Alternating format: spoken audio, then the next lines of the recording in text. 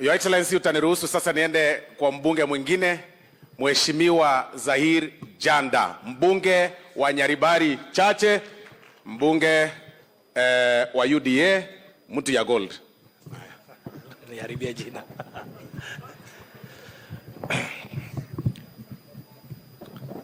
Asante sana Usoro. Your Excellency, the President of the Republic of Kenya, William Samoei Ruto. Tuko naye, tutatafuta nafasi. Najua hii serikali ya Mheshimiwa Ruto iko kubwa na itaweza kuaccommodate kila mtu.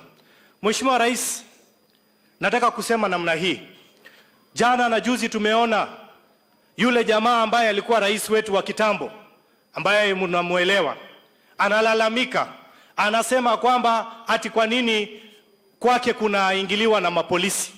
Lakini mimi nataka kuambia wananchi, kwake kunaingiliwa na mapolisi kwa sababu kuna silaha ambayo iko huko ndani.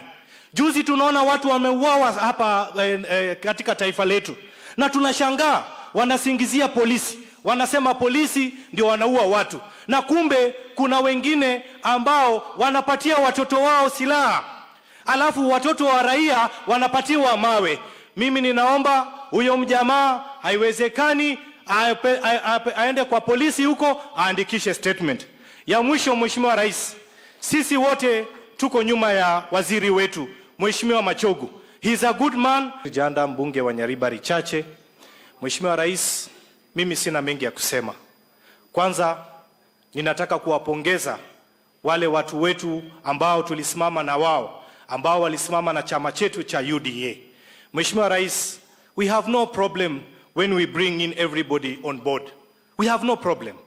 But we have to remember the people that stood with our party. Tumeona watu wameingia ndani, hatuna shida na wao. Kina Mheshimiwa Ongwae mumekuja, lakini hatuna shida, tunawakaribisha, lakini mkuje polepole.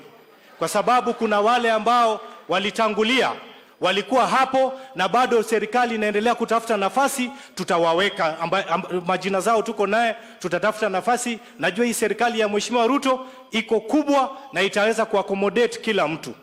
Mheshimiwa Zahiri nayo chogereke Kisii amanganande kwa kwaneke Kisii tako yu bantu mbako igumona naye. Wageni mbako igwa keitata. Una uyo mugako yo ito kwa ngora irangora.